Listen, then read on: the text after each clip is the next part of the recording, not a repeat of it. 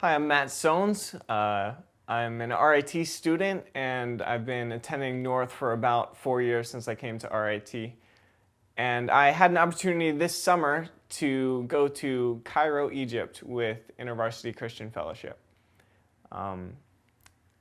Before I went on this trip, I have to admit, looking back at my life, that I really didn't care about poverty or about issues of social justice at all.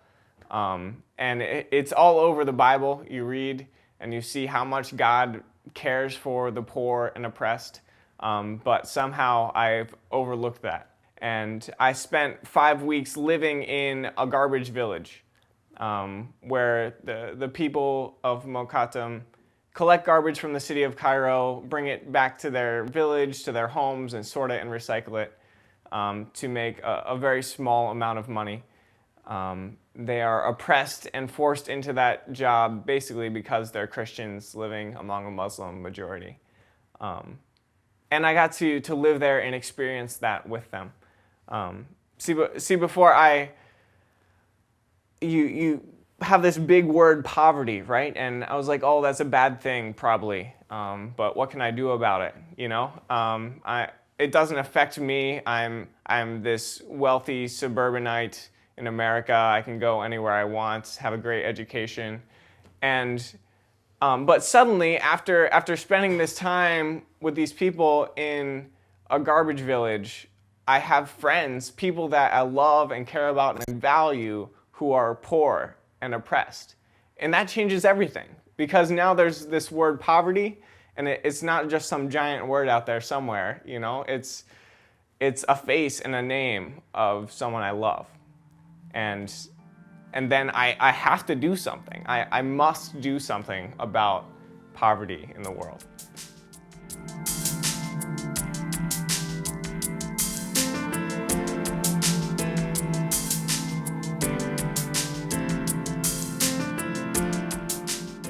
I was working with mentally handicapped kids in the mornings.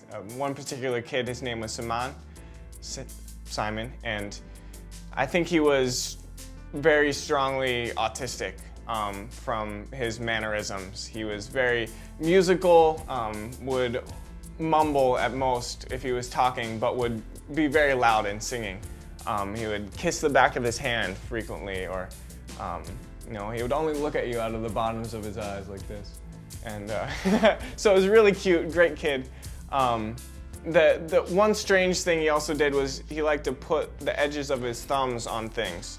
And I don't know what he was really doing with his thumbs, but he did that often, get up and put his thumbs on the walls. And one day, as I was kind of struggling with how do I interact with these kids, I'm kind of just sitting here playing along with their games. What am I really doing? And God began to show me, it's not about what you're doing here. You need to love these kids. And so I pulled my chair up next to Saman and asked myself, what can I do to connect with this kid? How can I love him?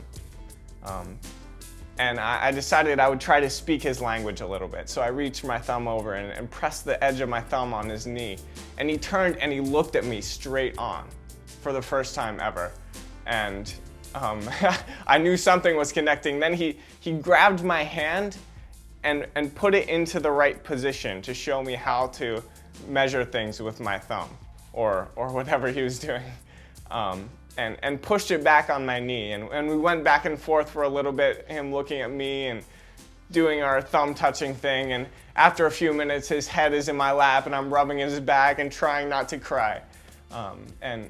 Full of joy that I was able to connect with Saman, but full of sorrow that the life this kid has to lead, where he's not really valued by his society at all. And God told me at that point, Matt, you need to love people that nobody else loves.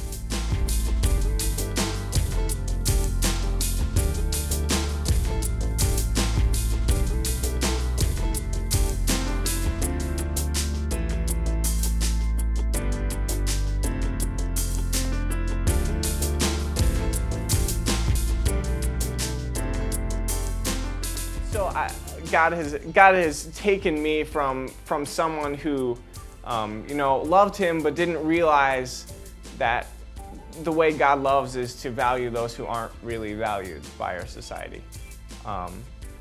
And He has just completely transformed the way I live my life. I'm currently leading a social justice small group within our varsity at RIT and helping other people to try to get involved here in Rochester and make a difference somehow. To give people the same kind of experience of getting to know and learning to love someone who's from a completely different situation, and hopefully in doing so to transform the lives of others.